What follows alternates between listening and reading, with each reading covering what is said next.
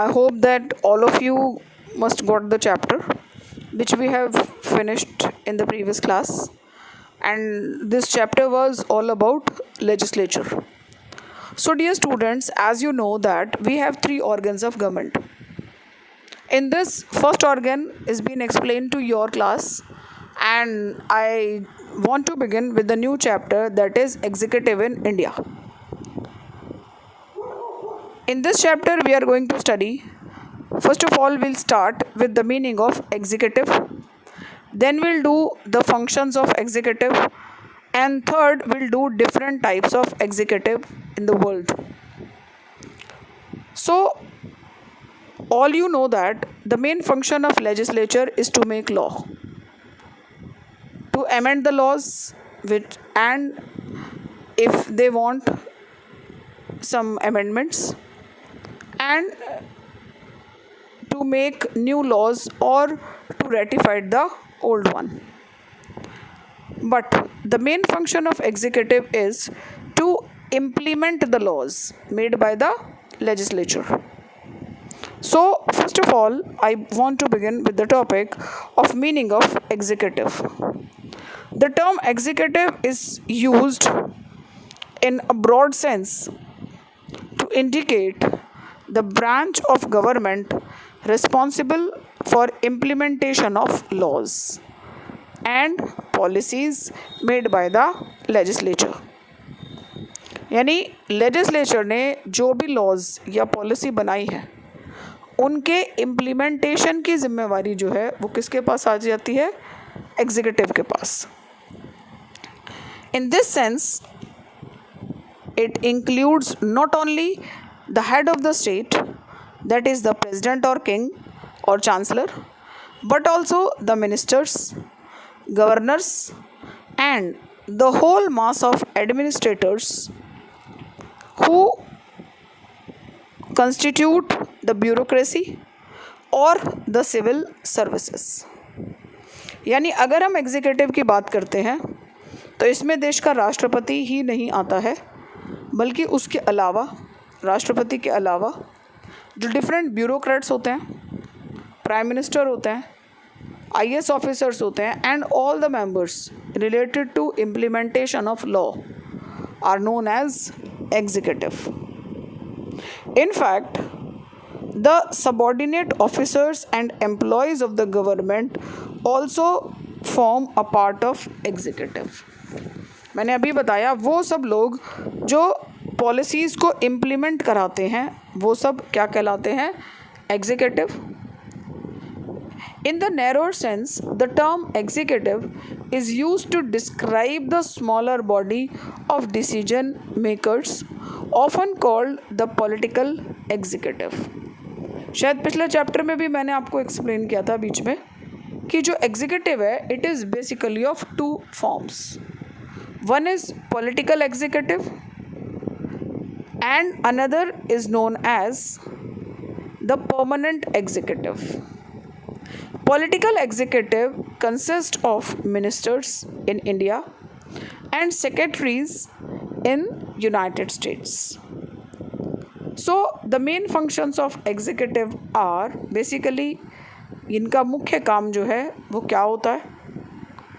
Broadly speaking, the parts and functions of executive are: number one, the executive ensure that the decision and policy of government are carried out.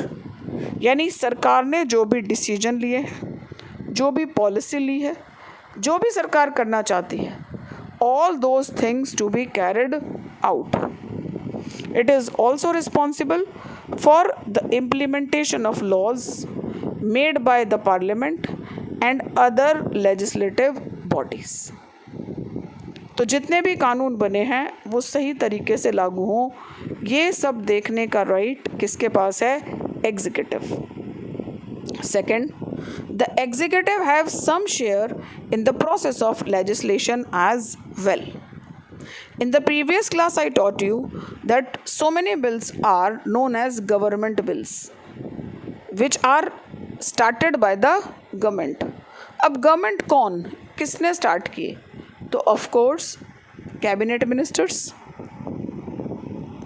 In the countries with the parliamentary form of government, most bills are introduced and defended in by the parliament by the ministers. Even under the presidential system, the president performs many functions in relation to lawmaking. The president of United States is authorized to veto a bill. यानी अगर president form of government हो, parliamentary form of government हो, इन सब situations में भी जो executive है वो बहुत बार अपने बिल्स प्रपोज करती है लेजिस्लेचर में और उनको पास कराने की कोशिश करती है, और मोस्टली एक्चुअली वो बिल पास हो ही जाते हैं क्योंकि जो मिनिस्टर्स होते हैं they belongs to the ruling party, and as you all know the ruling party have the clear rights, means they are having majority, so their decisions are being implemented. Third, another important function is the conduct of relation of other states. Treaties and agreements of different types are concluded by executive, that is president or prime minister. यानी किसी भी देश के जो treaties होती हैं, समझौते होते हैं, ये सब करने का राइट भी किसके पास होता है? एग्जीक्यूटिव के पास. यानी हम दूसरे देशों से जो भी रिलेशनशिप मेंटेन करते हैं they are maintained by the executive, whether it is prime minister और president. Fourth, in all the countries the head of the state is also the supreme commander of country's armed forces. Of course तीनों सेनाओं का जो अध्यक्ष होता है वो भी कौन होता है? Chief executive. तो जो कंट्री के आर्म्ड फोर्सेस होती हैं that is army, navy and air force, इन तीनों का जो हेड होता है वो भी क्या होता है? कंट्री का executive head. But it is not expected that he would actually command the forces in the event of war. All important appointments, particularly those of generals, commanders, are made by the executive. जैसे कि बताया गया कि राष्ट्रपति का मतलब वो तीनों सेनाओं का कमांडर होता है, लेकिन he doesn't actually participate in the war. He just do the higher post appointments. Fifth point, in parliamentary democracy, no money bill may be introduced in the legislature except on the recommendation of head of the state. While doing the previous chapter also, जब हम money bill discuss कर रहे थे तभी मैंने आपको बताया था कि no money bill can be introduced without the pre-approval of president. राष्ट्रपति की पूर्व अनुमति के बिना कोई मनी बिल रखा नहीं जा सकता. So these are known as the functions of executive. But nowadays, as I taught you earlier also, in some ways the power of executive is declining because they have to be dependent on the permanent executive. Those are known as bureaucrats. So I hope that all of you are getting the topic. This is known as the functions of executive, यानी हमारी executive के कार्य. The next topic I want to teach you today is different types of executive. Executive कितने तरह की होती है? अभी जब हम बात कर रहे थे initially when I have started the topic, I told you कि प्रेसिडेंशियल फॉर्म ऑफ गवर्नमेंट होती है, पार्लियामेंट्री फॉर्म ऑफ गवर्नमेंट होती है. तो ये क्या है? These are the various types of executive. Parliamentary government in the countries with the parliamentary system of government, the executive work is carried out in the name of head of the state. That is the crown. वो राजा भी हो सकता है, president भी हो सकता है. तो जो पार्लियामेंट्री डेमोक्रेसी होती है, जैसे कि भारत में संसदीय लोकतंत्र है, हमारे देश में ज़्यादातर सभी का मतलब actually no bill, no proposal can pass without the permission of president. तो जब इनकी मर्ज़ी के बिना इनके नाम पर सब काम होते हैं, लेकिन ऐसा बिल्कुल नहीं है कि सिर्फ इन्हीं की मर्ज़ी चलती है। But his powers are nominal और the ceremonial. His office is one of the honor rather than of the power. The real executive is the council of minister headed by the prime minister. कि parliamentary democracy में actual power जो है it lies in the hands of the prime minister. वही वास्तविक मुखिया होता है। राष्ट्रपति जो है वो क्या होता है? Nominal head. The notable example of the parliamentary system are Britain, India, Canada, and Japan.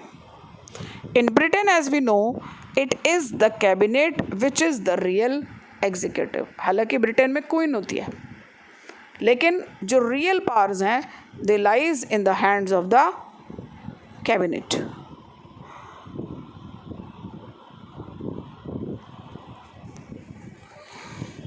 The queen now is a person who wields no real power and therefore is accountable for nothing.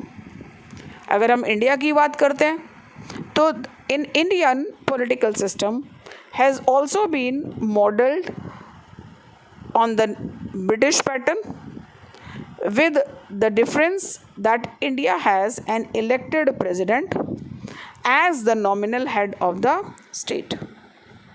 तो Britain की बात करें तो Britain में queen nominal head होती है, और India की बात करें तो इंडिया में प्रेसिडेंट जो है वो नॉमिनल हेड होता है, although he is the commander of all the arms forces of India. Next is the presidential system, राष्ट्रपतीय प्रणाली। वहाँ क्या होता है, उसमें क्या डिफरेंस है? Under the presidential system, on the other hand, the head of the state, which is known as president, he exercises the real power. He is both the head of the state as well as the head of the government. दूसरा presidential system, जिसे आप राष्ट्रपतीय प्रणाली भी कहते हैं, वहाँ पर जो राष्ट्रपति होता है वो हेड ऑफ द स्टेट तो होता ही है, लेकिन वो हेड ऑफ द गवर्नमेंट भी होता है। जबकि in the parliamentary system like India, the head of the government is known as prime minister, and the cabinet ministers which are known as secretaries in the United States are merely the president advisor. जैसे हमारे यहाँ cabinet ministers होते हैं, they are quite powerful because they belongs to ruling party, but in United States they are known as secretaries and they are just the advisor. वो king के कौन बनते हैं? सिर्फ adviser. Even a unanimous decision of the cabinet cannot prevail against the wish of the president. यानी अगर पूरी cabinet सबके सब लोग प्रेसिडेंट के विरोधी हों यूनाइटेड स्टेट्स में, तब भी जो प्रेसिडेंट है वो अपनी मर्जी चला सकता है। It is the president and the president alone who is responsible for the central administration. Following the example of United States, a large number of Latin American states, that is Brazil, Bolivia, Costa Rica, Peru, and few other countries such as Philippines have opted for the presidential form of government.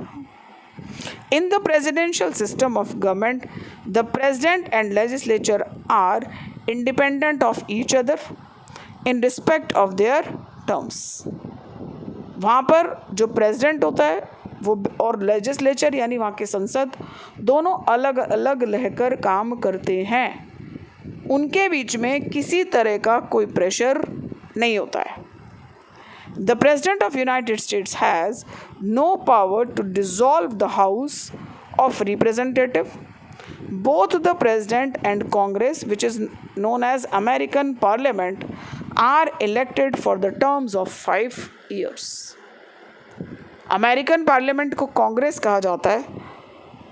तो American parliament और वहाँ का president, they are two separate body and they are separately elected for the term of 5 years.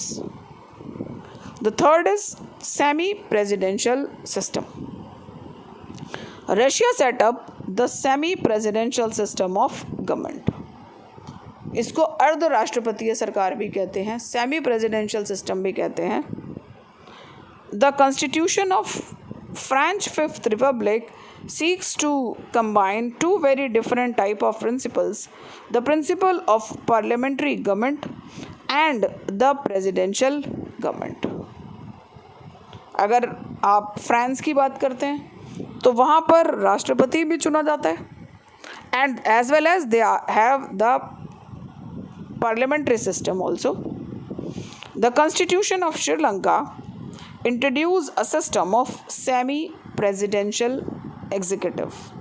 अब बिल्कुल ध्यान से समझिएगा कि सेमी प्रेसिडेंशियल सिस्टम होता क्या है. Sri Lanka has a directly elected president. जैसे हमारे यहाँ पर एमपीज और एमएलएस चुने जाते हैं, in the same way Sri Lanka में प्रेसिडेंट चुना जाता है. ध्यान से समझिएगा. आपने इंडिया में प्रेसिडेंट के इलेक्शन डायरेक्टली होते नहीं देखे होंगे. Your parents doesn't go to cast vote in the favor of president. वो नहीं डालने जाते हैं. हमारे इंडिया में जो प्रेसिडेंट है, it is been elected with the elected members of parliament and the elective members of state legislative assembly. But in Sri Lanka, in Russia, in France, the president are directly elected by the people. So Sri Lanka has a directly elected president who has executive powers under the constitution. He is elected for the term of 6 years and cannot be removed except by the resolution passed by at least 2/3 members of parliament. कि अगर संसद के 2/3 सदस्य उसके favour में या उसके against में वोट नहीं करते तो उसे हटाया नहीं जा सकता. He appoints the prime minister who is drawn from the parliament and is accountable to balance of power between the president and the prime minister. In Sri Lanka, it depends upon the party composition of both the institution, whether they both belong to the same party or to the different political parties. तो जहाँ तक श्रीलंका की बात है, वहाँ बहुत बार president और prime minister में टसल देखने को मिलती है. If they belongs to the same political party, then situation became cool. If they appointed from the different political parties, then the situation became hot between them. So this is the topic of different types of executive. तो मैंने आपको 3 तरह के executive बताई हैं: the parliamentary executive, the presidential executive and the semi presidential executive.